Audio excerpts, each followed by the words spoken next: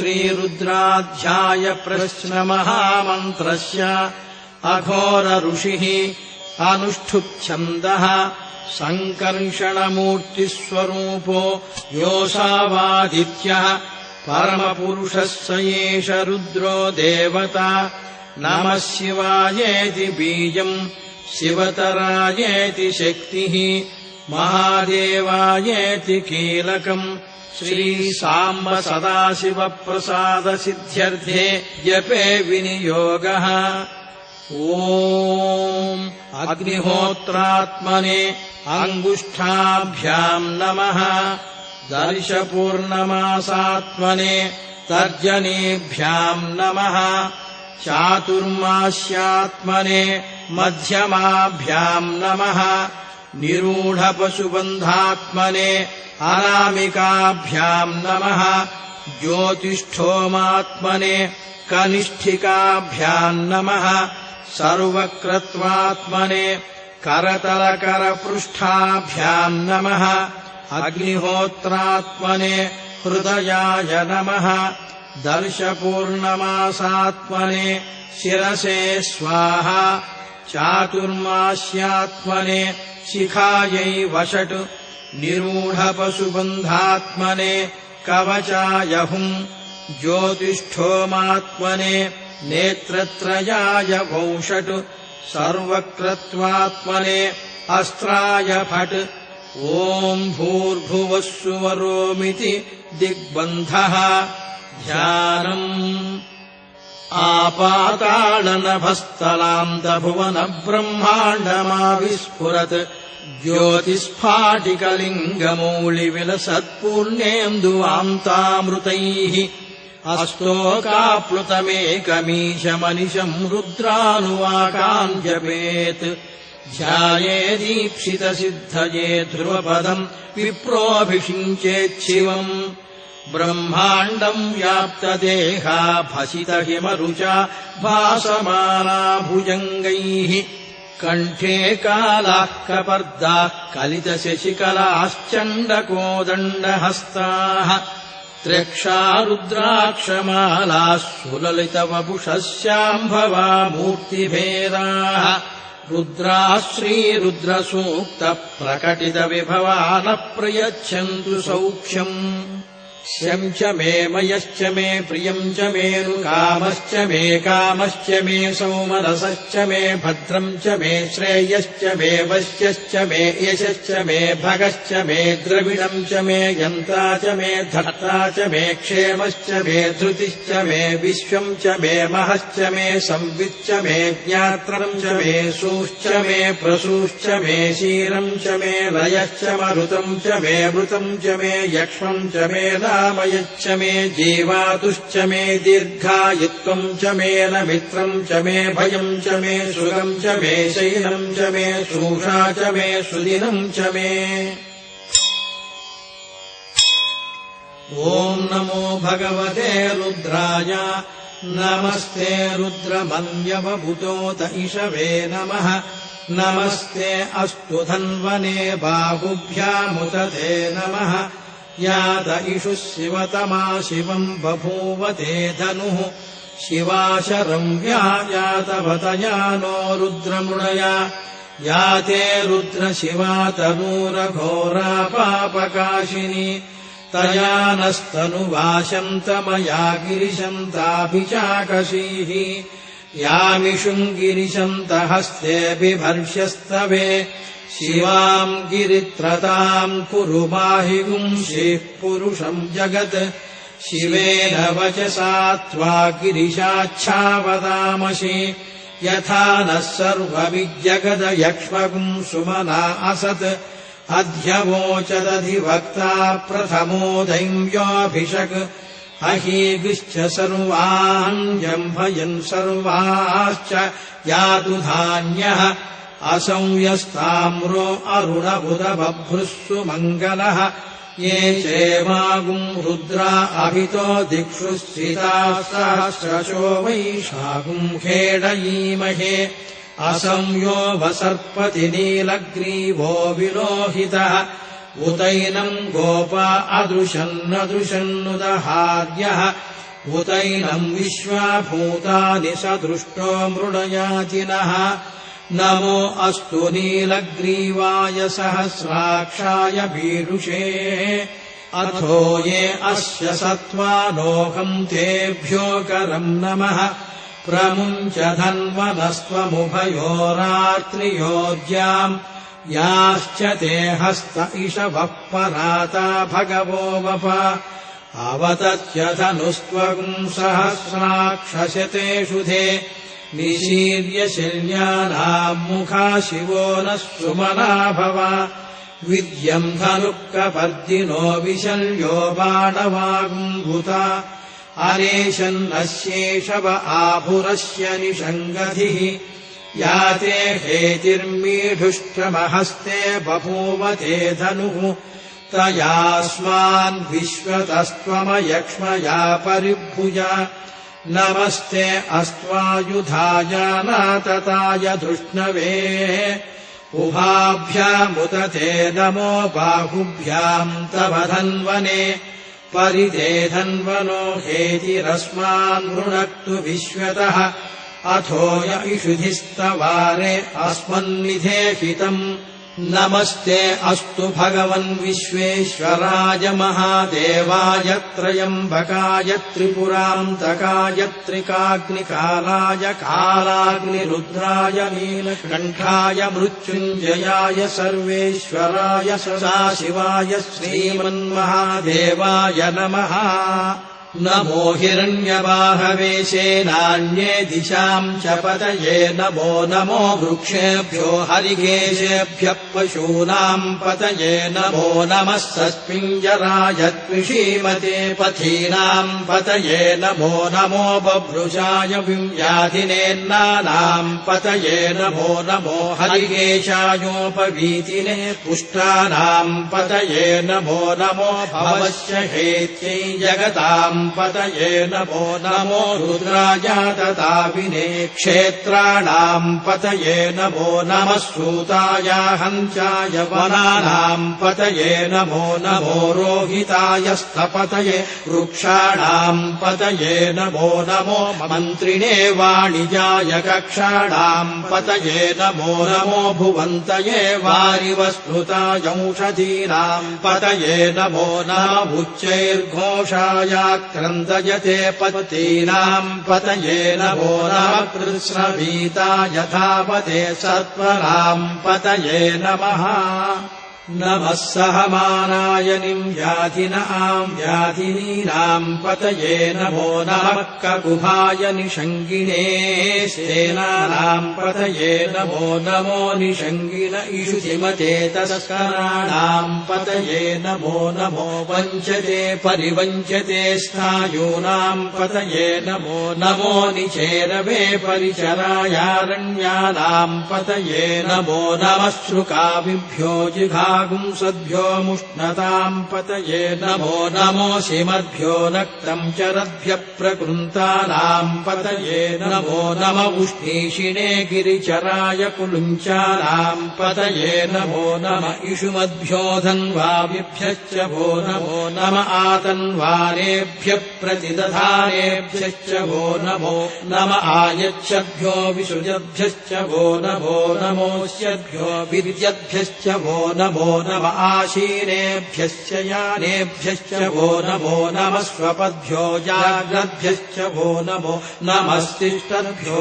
धावद्भ्यश्च वो नमो नमः सभाभ्यः सभापतिभ्यश्च वो नमो अश्वेभ्यो स्वपतिभ्यश्च वो नमः नम व्याधिनीभ्यो विविध्यन्तेभ्यश्च वो नमो नम उगणाभ्यस्त्रिगुंहतेभ्यश्च वो नमो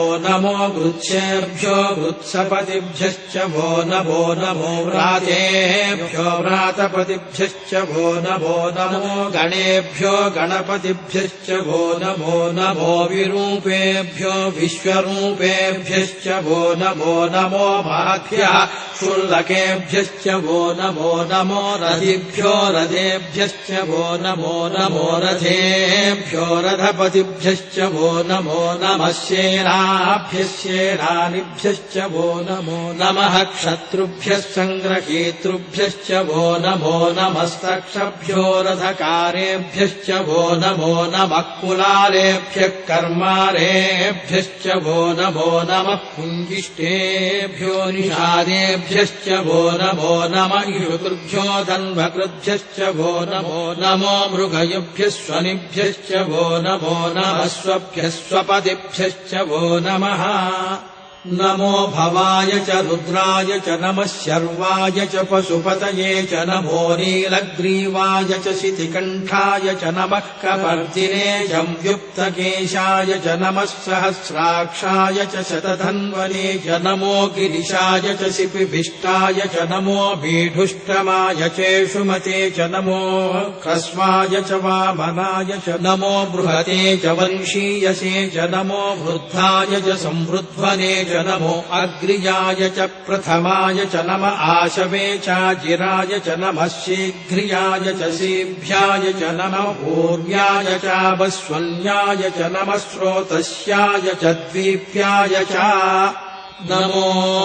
ज्येष्ठाय च कनिष्ठाय च नमः पूर्वजाय चापरजाय च नमो मध्यमाय चापगल्भाय च नमो जघन्याय च बुद्ध्रियाय च नमः सोऽभ्याय च प्रतिसर्याय च नमो याम्याय च क्षेम्याय च नमः उर्वर्याय च खल्याय च नमः श्लोक्याय चावसान्याय च नमो वन्याय च कक्ष्याय च नमः श्रवाय च प्रतिश्रवाय च नमः आशुषेणाय चासुरथाय च नमः शूराय चावभिन्दते च नमो वर्मिणे च वरूधिने च नमो बिल्मिने च कवचिने च नमः श्रुताय च श्रुतसेनाय च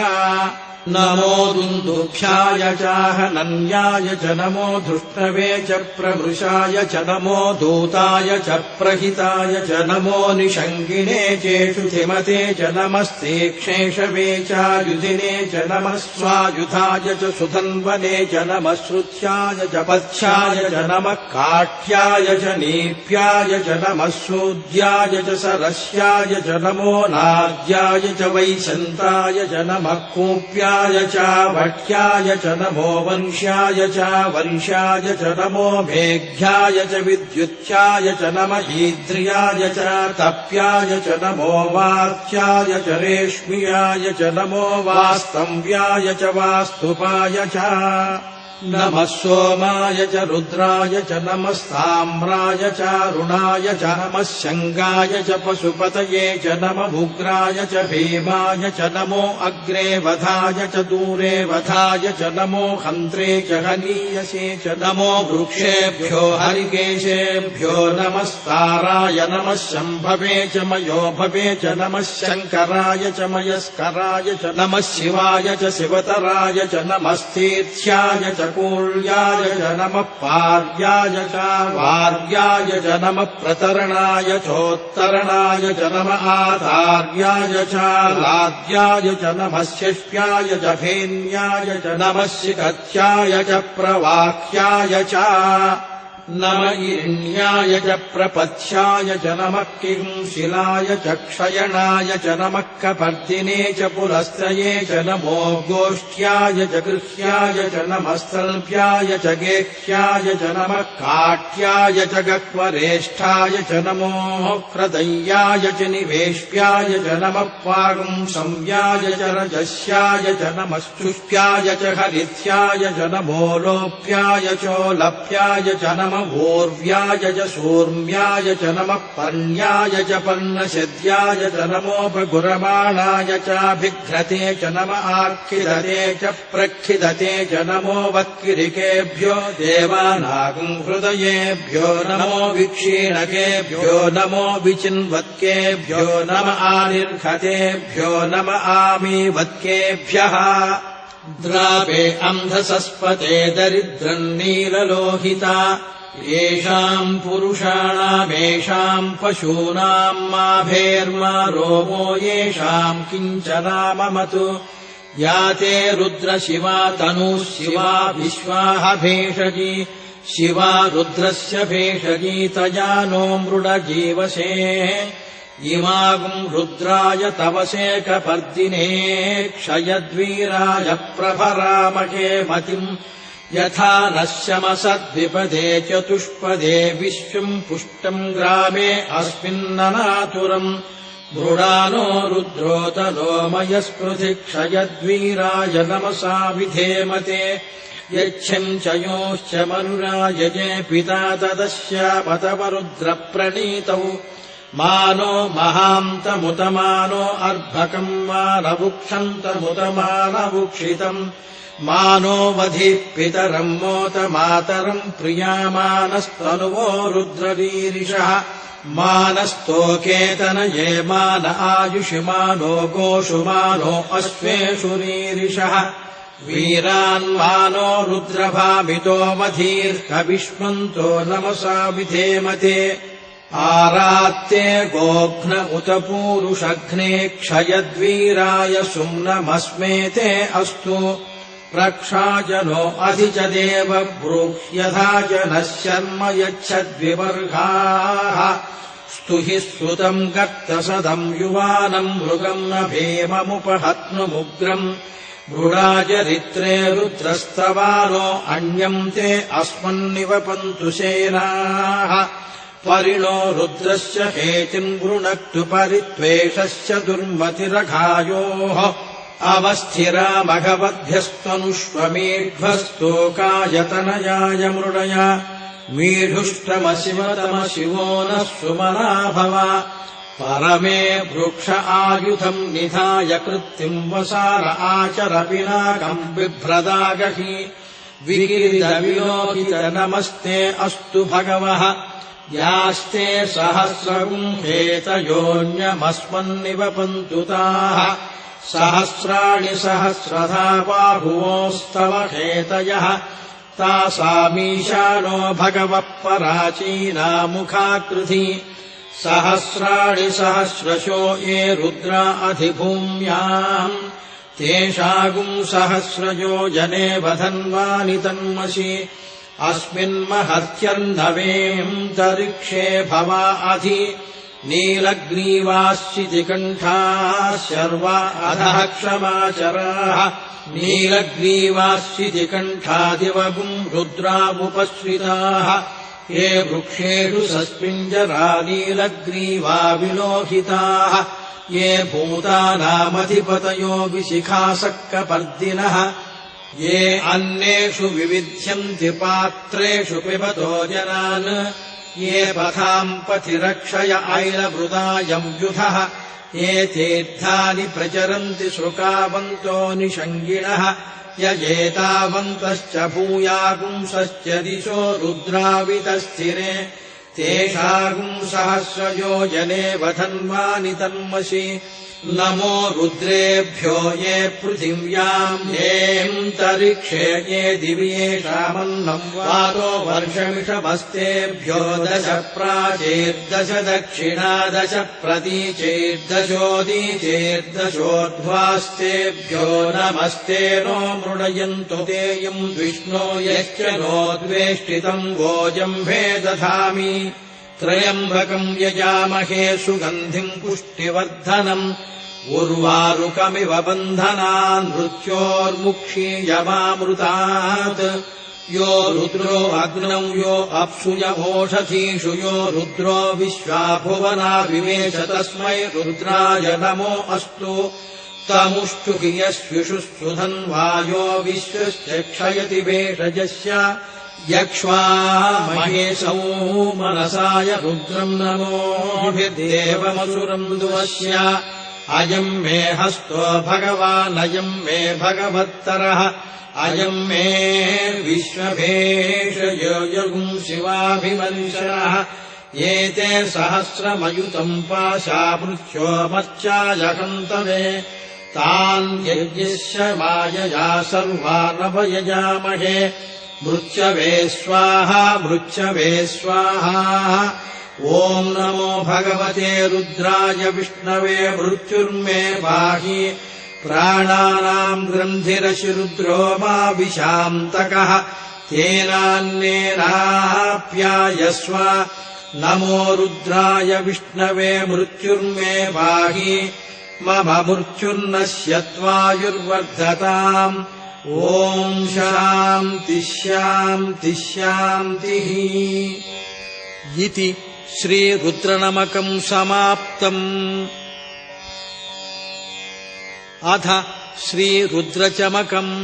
हरिः ओम्। अग्राविष्णु सजोषसेमावर्धन्तु वाम् गिरः जुम्नैर्वाजेभिरागतम् वाजश्च मे प्रसवश्च मे प्रयतिश्च मे प्रसितिश्च मे धीतिश्च मे क्रतुश्च मे स्वरश्च मे श्लोकश्च मे श्रावश्च मे श्रुतिश्च मे ज्योतिश्च मे सुवश्च मे प्राणश्च मे पानश्च मे व्यानश्च मे शुश्च मे चित्तम् च आधीतम् च मे वाक्च मे मनश्च मे चक्षुश्च मे श्रोत्रम् च मे दक्षश्च मे बलम् च मवोजश्च मे सहश्च म आयुश्च मे जरा च म आत्मा च मे तनुश्च मे शर्म च मे वर्म च मेऽङ्गानि च मे स्थानि च मे परोपुंषि च मे शरीराणि च मे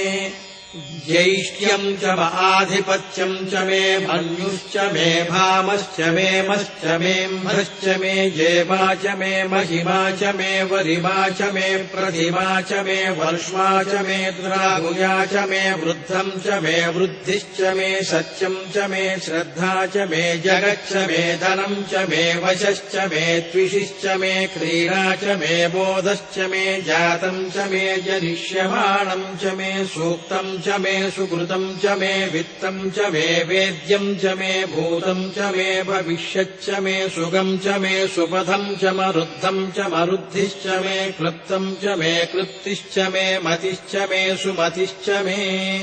शम् च मे मयश्च मे प्रियम् च मेऽनुकामश्च मे कामश्च मे सौमनसश्च मे भद्रम् च मे श्रेयश्च मे वश्यश्च मे यशश्च मे भगश्च मे द्रविणम् च मे यन्त्रा च मे धर्ता च मे क्षेमश्च मे धृतिश्च मे विश्वम् च मे महश्च मे संविच्च मे ज्ञात्रम् च मे सूश्च मे प्रसूश्च मे क्षीरम् च मे लयश्च मरुतम् च मे मृतम् च मे यक्ष्मम् च मे नामयच्च